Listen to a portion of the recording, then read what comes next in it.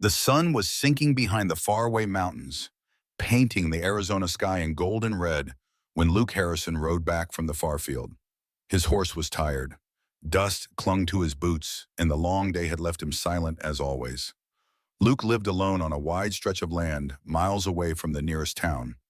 The only sounds at night were the wind and the coyotes. He liked the quiet. It helped him forget the noise of his past, the war, the losses, the mistakes that still haunted him. He was fixing the broken fence near the dry riverbed when he heard it, a weak sound carried by the wind. It wasn't an animal, it was something human, faint but real. Luke stopped, his hand frozen on the fence post. He listened again. There it was, a soft cry, a whisper of pain. He pulled his rifle from his saddle and started walking toward the sound, careful and alert. The desert was harsh, full of rocks and dry bushes. He moved quietly, scanning every shadow. Then, behind a fallen log, he saw her, a young Apache girl, barely more than 20. Her skin was pale under the dirt. Her clothes were torn and blood stained her side. She was breathing hard, her eyes half open. When Luke stepped closer, she tried to move, but the pain was too much. He knelt beside her, his eyes filled with concern. "You're hurt," he said softly. Her lips trembled, and her hand reached for something, a small knife too far for her to grab. She looked at him, her eyes dark and steady despite her pain. "I beg you, just make it quick," she whispered.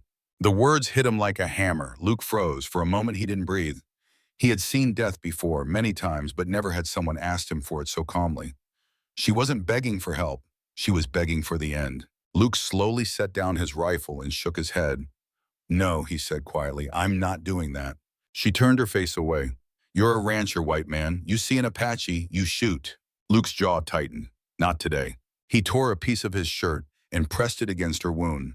She tried to push his hand away, but she was too weak. "Don't waste time," she muttered, her voice fading. Luke ignored her. He lifted her carefully into his arms. She was light as a bird, and her body trembled against his chest. "Hold on," he said, "you're not dying out here." He carried her to his horse, mounted with effort, and began the long ride back to his ranch. The desert stretched endlessly. The wind was dry and sharp against his face. He could feel her heartbeat, weak against his chest. Every few minutes she stirred, trying to speak, but the words came out as whispers. The sun disappeared and night fell fast. Coyotes howled in the distance. Luke rode harder, guiding his horse through the dark. By the time he reached his small wooden cabin, his arms ached, but he didn't stop. He carried her inside, laid her gently on the bed, and lit the lantern. Her wound was bad, a deep cut from what looked like a blade. Luke cleaned it with warm water, grinding his teeth as she winced in pain. He worked carefully, wrapping clean cloth around her waist. She was half conscious, whispering words in her language that he couldn't understand. When he finished, he sat by the fire, watching her breathe. She looked young, maybe 19 or 20. Her hair was long and black, tangled with dust. Her face, even in pain, had a kind of proud strength that caught his eye. He wondered what she had been through, how she ended up alone and hurt in the middle of the desert. Luke poured some water into a tin cup and went back to her side. "Drink," he said softly. She blinked, looked at him suspiciously, but took a small sip. Then she fell back asleep. He sat there for a long time, staring at the flames. He didn't know why he'd done it. He could have left her there. Nobody would have blamed him. The townsfolk didn't trust the Apache. They called them savages, enemies. But Luke didn't see an enemy. He saw someone who had suffered enough. Maybe it was because he too knew what it felt like to lose everything. Hours passed. The fire burned low. Outside, the wind carried the cry of an owl. Luke took off his hat, rubbed his tired eyes, and looked at her again. She was breathing better now. For the first time that night, he felt relief. The next morning, sunlight filled the cabin. Luke woke up in the chair where he had slept. The girl was still there, her eyes open now, watching him carefully. When he moved, she flinched slightly. "You're awake," he said quietly. "You're safe here." "Why?" she asked in a weak voice. "Why not give me to soldiers? They'd pay you." Luke shook his head. "Don't want their money." She frowned as if she couldn't understand. "You don't know who I am," she said. "Doesn't matter," Luke replied. "You were bleeding, that's all I needed to know." She stared at him for a long time, silent. He could tell she was testing him, looking for some sign of cruelty or lies, but Luke had none to give. He brought her a bowl of water and some bread. She hesitated, but finally ate a few bites. Later that day, Luke stepped outside to tend the horses. He looked toward the hills, thinking about what he had just done. If anyone found out he was keeping an Apache girl under his roof, trouble would come. He could already hear the talk. Luke's gone soft. He's protecting one of them. But deep inside, he didn't care. He had made his choice. When he returned inside, she was sitting up, weak but alert.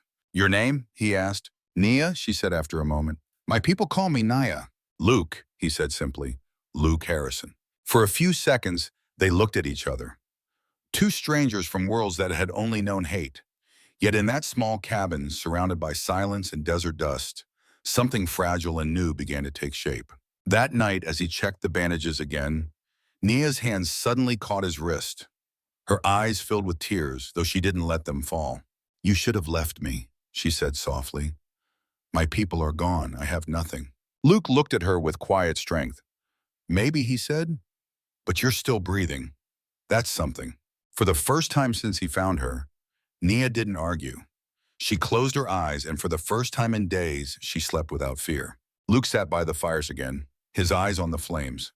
The desert outside was cold and endless, but for some reason the cabin didn't feel as empty anymore. He didn't know what tomorrow would bring.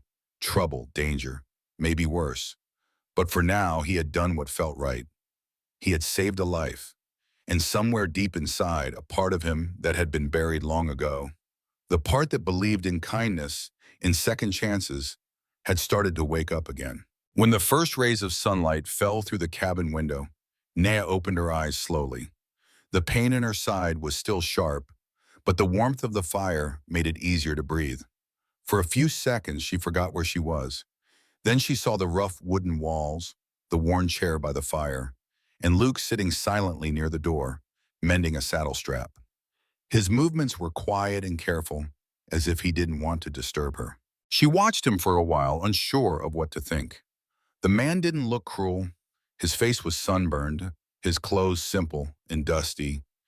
He looked like someone who had carried heavy burdens for a long time. When he noticed her watching, he gave a small nod and said, "Morning." Nia tried to speak, but her throat was dry. Luke poured water into a tin cup and handed it to her. She hesitated, then took it. The water felt cool and clean as it slid down her throat. "You should eat something," Luke said after a while. He placed a bowl of warm stew beside her, and the smell made her stomach twist. She hadn't eaten in days. Still, her pride made her look away. "I don't take food from strangers," she said in a quiet but firm voice. Luke didn't argue. He simply said, "Suit yourself," and went back to mending his saddle. The smell of stew filled the cabin. After a few minutes, Naya's hunger won the battle. She took a spoon and began to eat slowly, keeping her eyes on him the whole time. Luke didn't look at her. He gave her space. He had learned that silence could heal better than words. After she finished, she leaned back against the pillow, tired but calmer. Outside, the wind blew softly through the dry grass. The horses neighed in the distance. Luke stepped out to check the barn, and for the first time since she had woken up, Naya was alone. Her eyes searched the small room.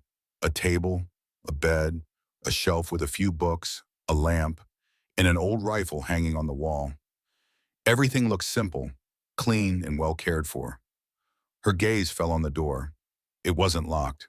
She could try to run, but her body was still weak. The wound on her side throbbed painfully each time she moved.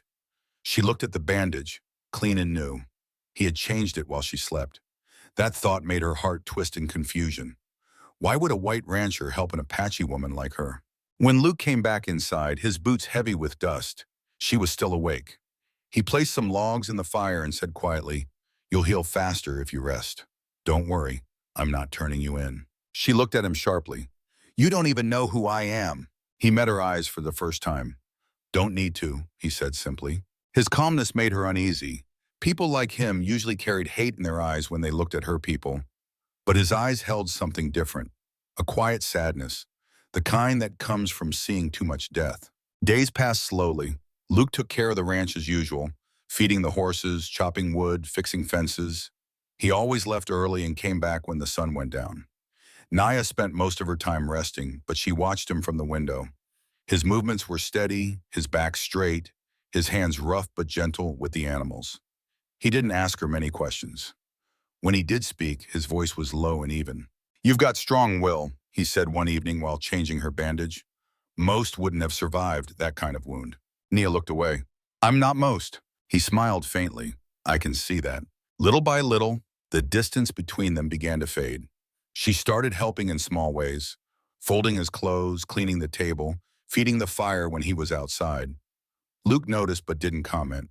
He just left things easier for her, placing water closer to her bed, leaving food when he knew she wouldn't ask. One night, a cold wind swept through the plains. The sound of it whistling around the cabin woke her. She looked toward the fire. It had burned low. Luke was sitting by it, staring into the flames, lost in thought. His eyes looked tired, older than his years. "Why do you live here alone?" she asked softly. He didn't answer right away. Then he said, "Lost someone. Didn't want to be around people." After that, Nia watched the flickering light dance across his face. "Your wife?" she guessed. He nodded slowly. "Long time ago, fever took her." She was silent for a while. "I lost everyone too," she said finally. "My father, my brothers. Soldiers came to our camp. Only I ran." Luke looked at her, his eyes heavy with understanding. "I'm sorry." They said nothing more. But in that quiet moment, they both felt a strange peace, the kind that comes when two souls recognize the same kind of pain. By the end of the week, Nia could walk a little. Luke found her standing outside the cabin, leaning against the doorframe, staring at the horizon.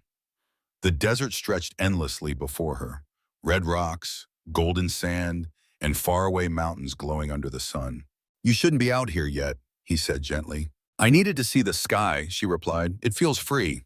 Luke nodded. "It is, but it can also be cruel if you're not ready for it." She smiled faintly. "You sound like an elder from my tribe."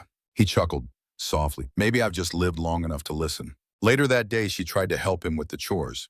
She insisted on feeding the horses, even though she moved slowly. Luke didn't stop her. He just stayed nearby in case she needed help. Watching her stroke the horse's neck with gentle hands reminded him of his late wife, how she used to speak softly to the animals, treating them like friends. The memory hit him hard, but he didn't show it. That night, as they ate by the fire, Nia asked, "Why didn't you do what I asked that day?" Luke looked into the flames for a long time before answering. "Because I've seen too much dying. I used to think mercy meant ending pain. But sometimes mercy means not giving up on someone, even when they've given up on themselves." Nia stared at him, her eyes softening. No one had ever spoken to her like that before. For a moment, she forgot the line that divided their worlds. The next morning, Luke rode to town for supplies. Naya stayed behind, sweeping the floor and feeding the fire. She was still weak, but her heart felt lighter. Yet deep in me, Assad, she worried. What if someone in town learned about her? What if they came looking? That evening, when Luke returned, his face looked tense. "They're talking in town," he said quietly. "Someone saw tracks near the river. They think an Apache's been around." Her hands trembled. "You shouldn't have helped me," she said. "They'll come for you." Luke's voice was firm. "Let them come. I don't care what they say." Tears welled in her eyes, but she turned away so he wouldn't see. "You don't understand," she said in a trembling voice. "People like me bring trouble." He looked at her, his expression calm but strong. "Then I guess trouble found the right man. I've got nothing left to lose." For a long time, neither of them spoke. The fire crackled softly. Outside, the wind howled through the trees. But in that small cabin, two lonely souls had started to find something they both thought they'd never feel again. A reason to care and a reason to live. That night, as the fire burned low and the stars stretched across the dark sky, Naya lay awake, listening to the sound of Luke's steady breathing from the chair by the door. She whispered to herself in her language, words of thanks she hadn't spoken in years. She didn't know what tomorrow would bring, but for the first time since her world fell apart, she didn't feel alone anymore. The days passed slowly, and the bond between Luke and Nia grew stronger, though neither of them said it aloud. The desert around them was wide and silent, but the cabin no longer felt empty. Luke noticed how her laughter had started to return, soft and short, like something she was learning again after a long time. She helped him more each day, gathering firewood, milking the cow, feeding the horses. The wound on her side was almost healed now, and the color had returned to her face. Still, Luke knew danger was near. He could feel it in the way the riders looked at him in town. Rumors were spreading. People said the old rancher was hiding something or someone. The whispers followed him wherever he went. When he passed by the general store, men stopped talking and stared. One of them, a man named Blake, stepped out and said with a cold grin, "You've been keeping company with an Apache, Harrison. That's what folks are saying." Luke looked at him calmly. "Folks say a lot of things." Blake's smile faded. "You best remember who you are, Luke. We don't take kindly to them being near our land." Luke didn't answer. He mounted his horse, his jaw tight, and rode away. The whole ride home, his mind was heavy. He had seen hatred before. It spread fast and burned deep. He knew it wouldn't be long before someone came looking for trouble. When he returned, Naya was outside, hanging close to dry in the warm breeze. She turned when she heard his horse. One look at his face and she knew something was wrong. "They know," she said quietly. He nodded. "Maybe, but I don't care." "You should care," she said, her voice trembling. "They'll hurt you because of me." Luke stepped down and walked to her. "Nia, I've lived through worse than a few angry men.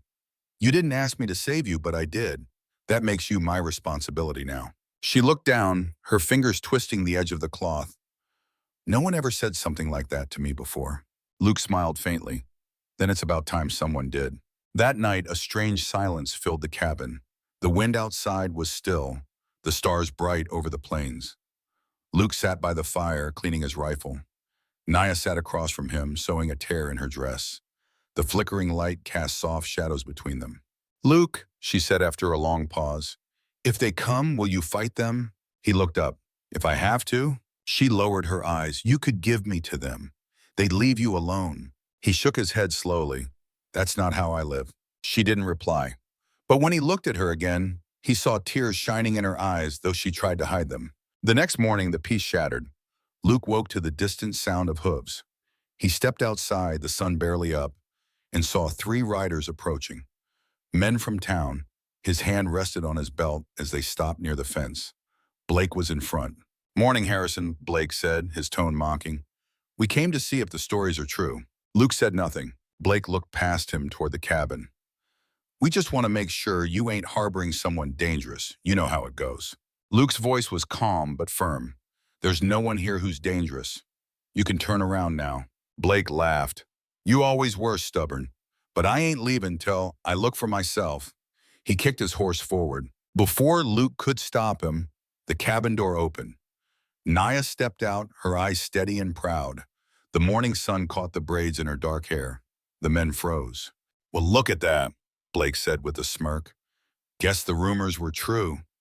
"You've lost your mind, Harrison." Luke stepped between them. "You'll turn around and leave now." Blake spat in the dust. "You're protecting her, after what her kind's done." Luke's jaw tightened. "She's done nothing wrong. You want to pick a fight? Pick it with me." The men exchanged looks, then pulled their horses around. Blake leaned close and said in a low voice, "This isn't over. You'll regret this." When they were gone, Naya turned to Luke, her face pale.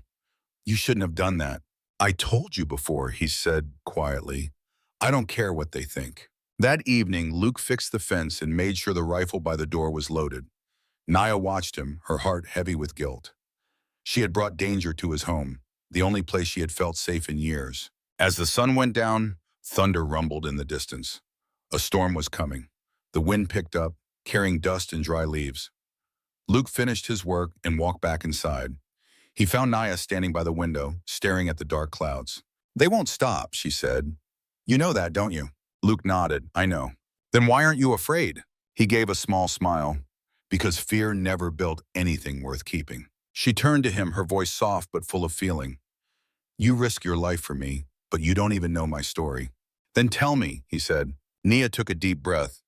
"My father was a chief. He taught me to fight, to ride, to hunt. But one night, soldiers came.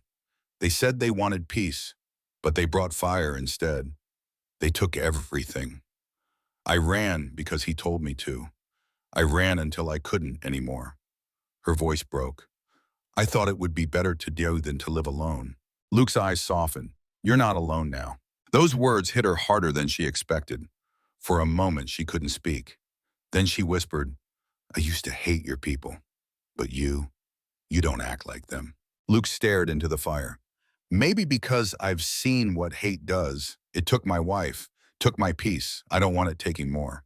The storm outside broke loose, rain pounding against the roof, thunder shaking the walls. But inside, the fire burned steady. They sat together, saying nothing more. But the silence between them was no longer empty. When morning came, the storm was gone. The land smelled fresh, washed clean.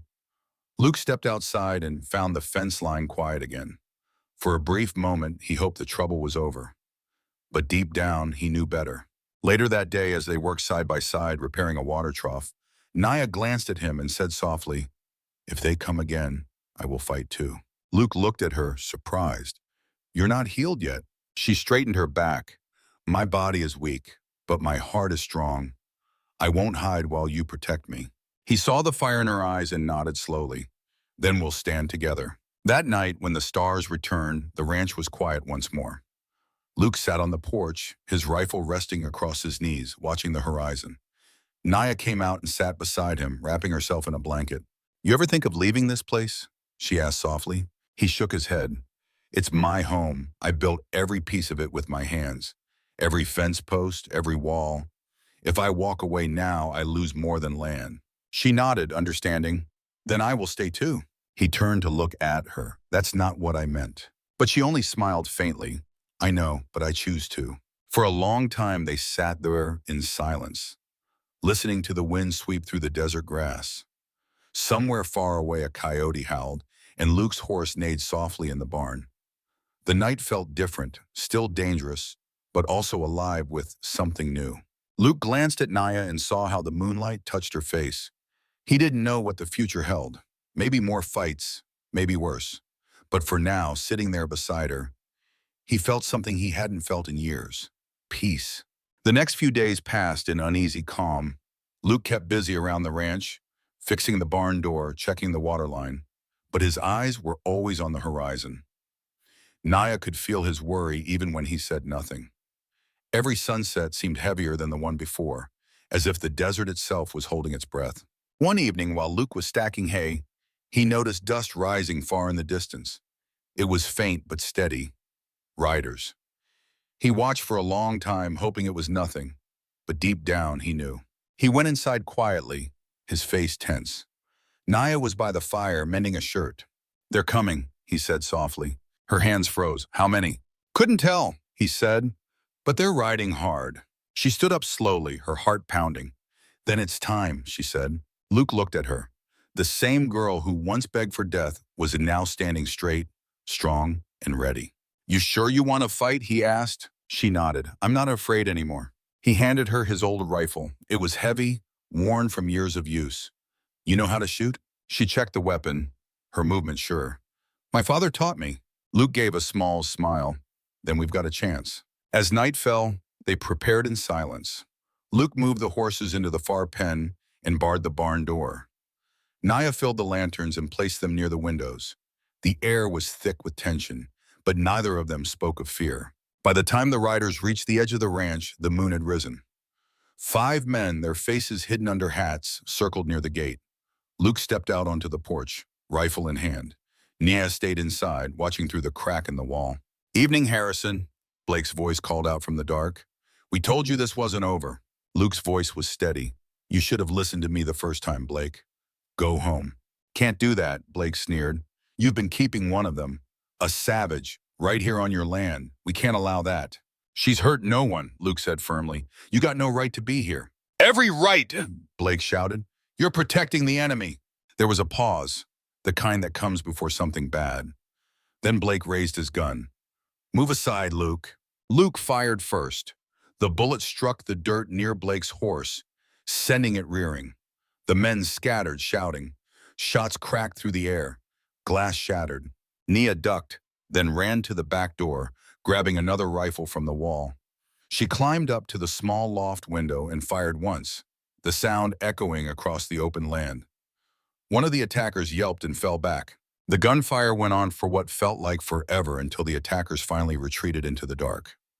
The desert grew quiet again, except for the wind and Luke's heavy breathing. He leaned against the porch post, clutching his shoulder.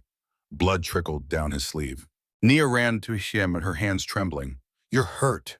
"It's not bad," he said, though his voice was weak. She helped him inside and pressed a cloth against the wound.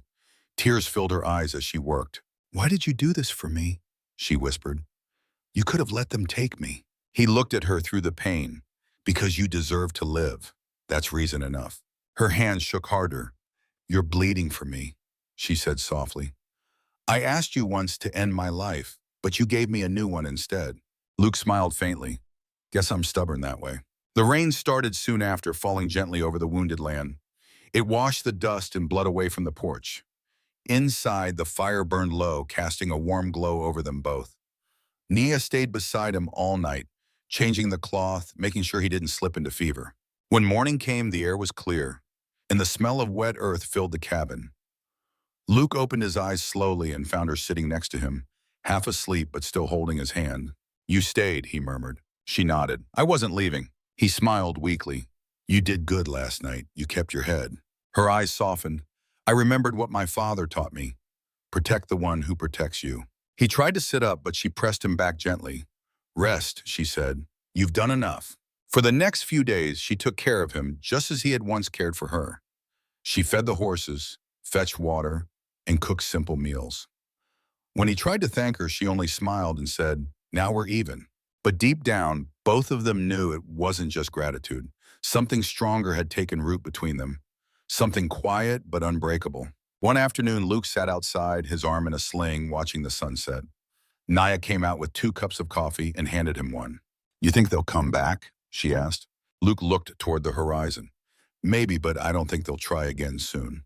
"What if they do?" she said. He took a slow sip and said, "Then we'll face it like we did before." She smiled faintly. "Together." "Together," he said. For a moment, they sat in silence, listening to the soft hum of the wind. Then Naya spoke again. "You changed my life, Luke. You showed me there's still good in people." He turned to her. "You changed mine too.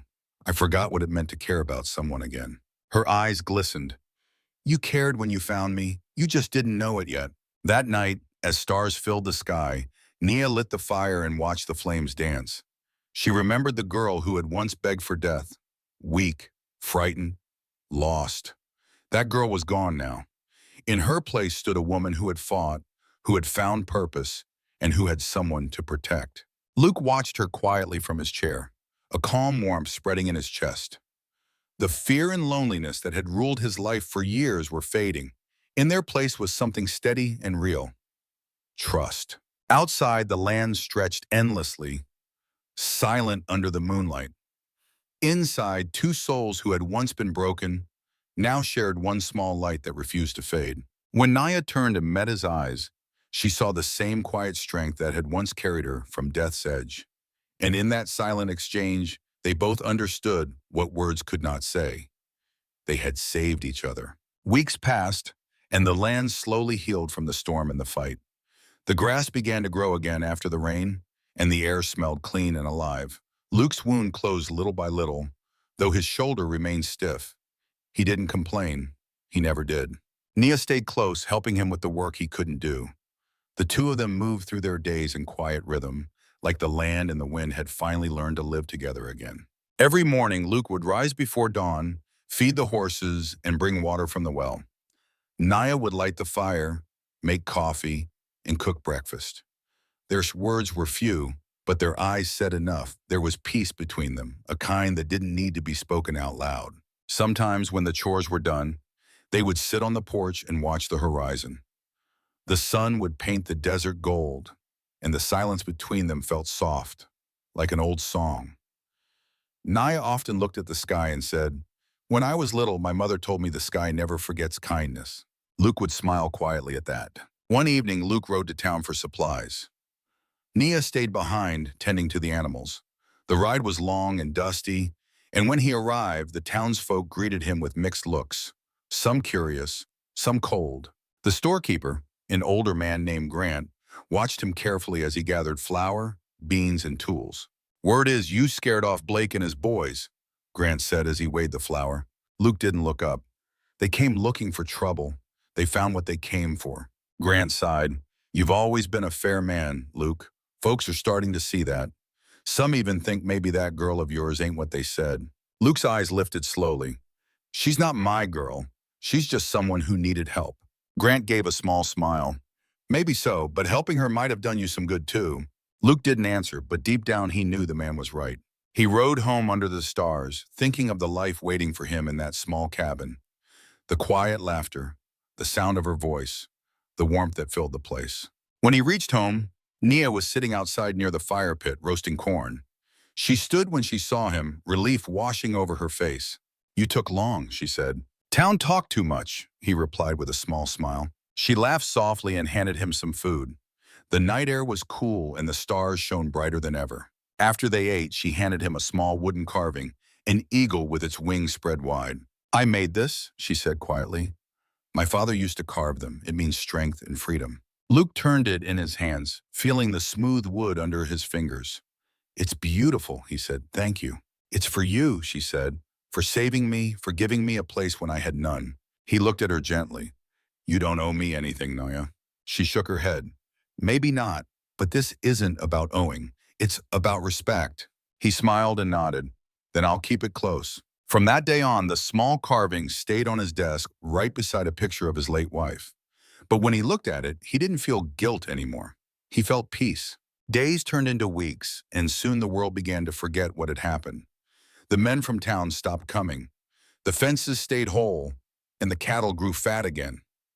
Nia often sang softly while she worked, old songs from her tribe. Her voice floated through the air, gentle and warm.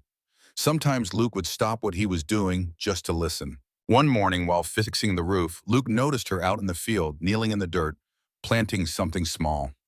He climbed down and walked over. "What are you doing?" he asked. She smiled. "Planting corn. My people say if you plant something where there was blood, it brings life back." Luke looked at the patch of land, remembering the fight, the fear, the noise. "You think it'll grow?" he asked. She nodded. "It always does when you care enough." Months later, the corn rose tall and green under the sun. The land that once saw hate now carried life again.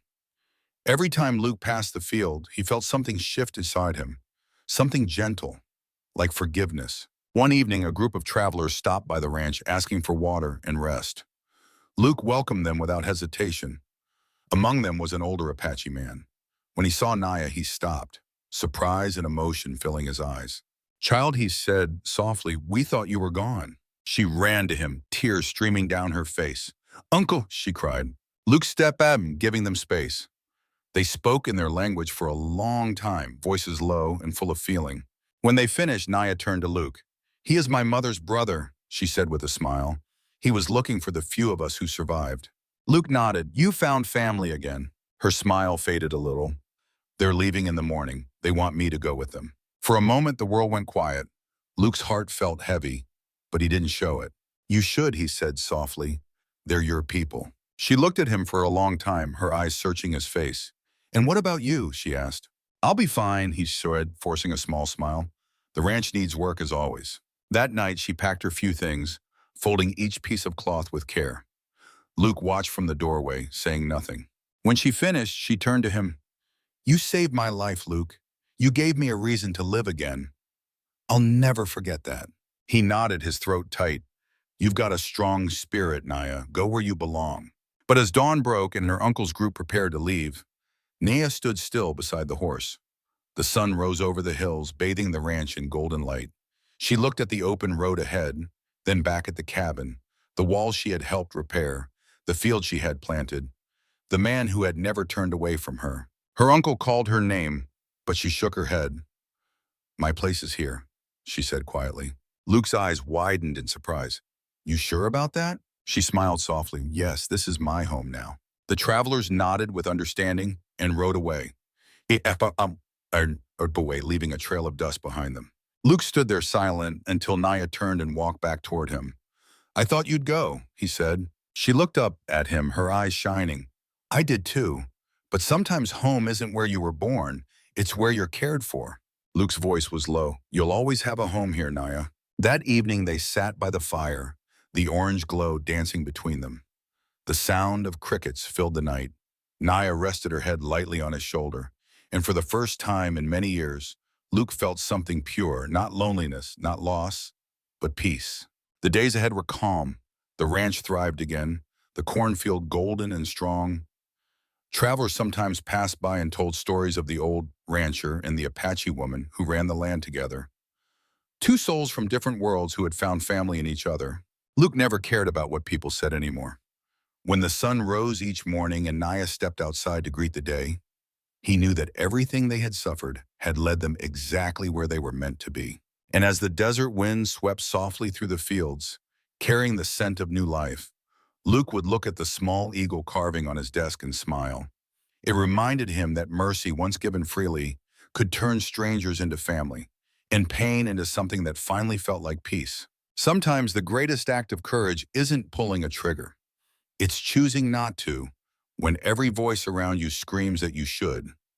Luke found Nia bleeding and broken, begging for death because the world had convinced her she no longer belonged in it.